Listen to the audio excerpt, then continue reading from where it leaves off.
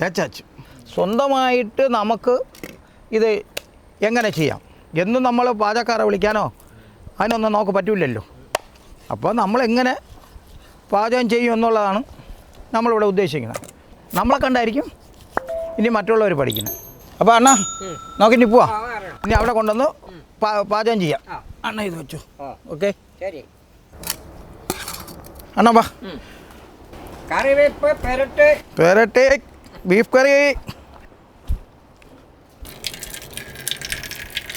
ബീഫിനെ നന്നാക്കി ഒന്ന് കഴുകി എടുക്കണ്ടേ. ഇതിൻ്റെ രക്തത്തിൻ്റെ അംശം പോലും ഇതിൽ പാടില്ല. നമുക്ക് നന്നായിട്ട് കഴുകി. ഇനി നമ്മൾ നേരത്തെ അരച്ചെടുത്ത ഇഞ്ചി, വെളുത്തുള്ളി, ചെറിയ ഉള്ളി ഇതൊക്കെ നേരത്തെ നമ്മൾ ചതച്ചെടുത്തില്ലേ, അതെല്ലാം കൂടെ ഇട്ട് നന്നായിട്ടൊന്ന് മിക്സ് ചെയ്യാം. മഞ്ഞൾപ്പൊടി കൂടെ ഇടാം. 2 സ്പൂണ് മഞ്ഞൾപ്പൊടി ഇട്ട്, 1/4 സ്പൂണ് ഉപ്പ് പൊടി ഇട്ട്. ഇതും കൂടെ ആകുമ്പോഴേ ഈ ഇറച്ചിയിലൊക്കെ ഉള്ള വിഷാംശങ്ങളോ അതെന്തെങ്കിലുമൊക്കെ ഉണ്ടെങ്കിൽ ഈ മഞ്ഞൾപ്പൊടി വളരെ ഗുണമാണ്. നമ്മളെ വയറ്റിന് ഒരസുഖവും വരില്ല. കേട്ടാ. അപ്പോൾ നമുക്കെണ്ണ 5 ഈ പച്ചമുളക് കൂടെ ഇതൊക്കെ നമ്മൾ കഴുകി വൃത്തിയാക്കി വെച്ചതാണ്. അപ്പോൾ പച്ചമുളക് കൂടെ അരിഞ്ഞിടാം അതിൻ്റെ കൂടെ. ഇത്ര ഇറച്ചിക്ക് ഞാനിപ്പോൾ 8 പച്ചമുളക് ഉപയോഗിച്ച് കഴിഞ്ഞു.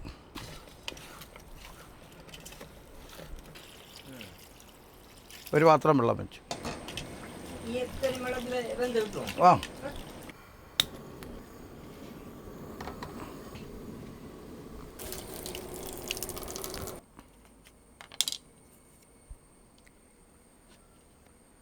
അപ്പോൾ വെന്തിരിക്കും. നല്ല വെന്തതായിട്ടാണ് തോന്നണത്. ഓക്കെ.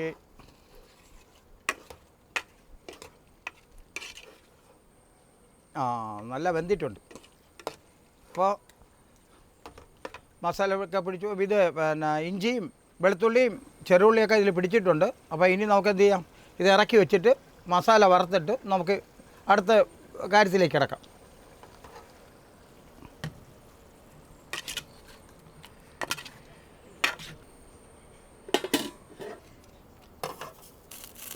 ശകല എണ്ണ, 2 സ്പൂൺ മല്ലിപ്പൊടി ഇട്ടു.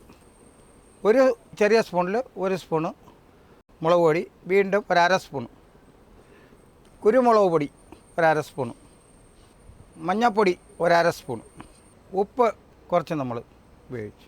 ഈ മീറ്റ് മസാല ഒരു 3/4 സ്പൂൺ ഇട്ടു.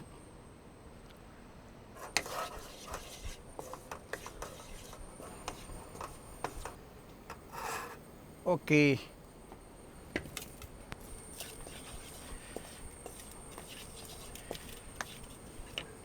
ഇനി നമുക്ക് ഈ ബീഫിനെ വീണ്ടും അടുപ്പിലേക്ക് വയ്ക്കാം.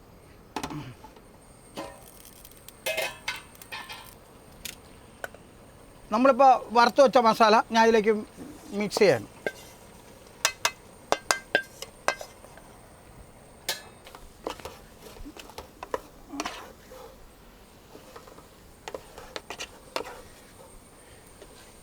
മസാല നല്ലവണ്ണം മിക്സ് ചെയ്തിട്ടുണ്ട്.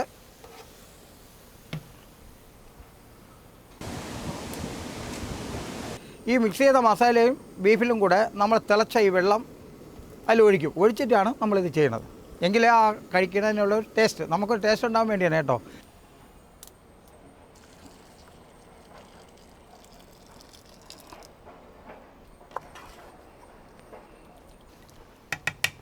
അടുപ്പത്ത് വയ്ക്കാം.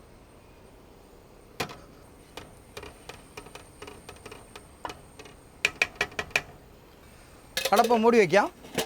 ഇനി ഏകദേശം ഒരു 10 മിനിറ്റ് കഴിയുമ്പോൾ വെന്ത് പാകമായി വരും. എന്നതിന് ശേഷം നമുക്ക് നോക്കാം ടേസ്റ്റ് ഉണ്ടോ ഇല്ലയോ, നിങ്ങൾക്ക് കഴിക്കാനും ഞാൻ തരാം. ഓക്കെ, നമുക്ക് നോക്കാം എത്രത്തോളം ആയി, പാകമായോ ഇല്ലയോ, കറി റെഡിയായോ ഇല്ലയെന്നൊക്കെ നമുക്ക് നോക്കാം.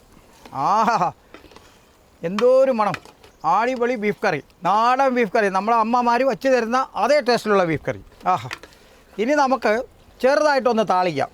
ഈ അരിഞ്ഞു വെച്ച തേങ്ങ ഇത് വറുത്തിട്ട് ശകലം കടുക് കറിവേപ്പിലൊക്കെ കൂടെ ഇട്ട് നല്ലതായിട്ട് നമുക്ക് എടുക്കാം. ഓക്കെ, ഇത്രയ്ക്കും കടുക് ഇടാം.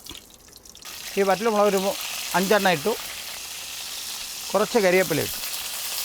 എന്നിട്ട് നമ്മൾ അരിഞ്ഞ് വെച്ച തേങ്ങ അതിലൂടെ ഇട്ടു.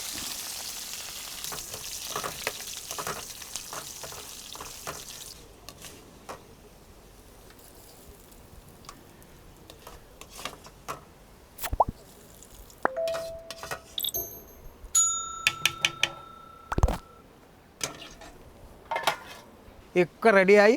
നിങ്ങൾക്ക് വിശന്നിരിക്കുകയാണെങ്കിൽ പറയൂ, ഇപ്പോൾ തന്നെ ബീഫ് കറി തരാം. ഓക്കെ.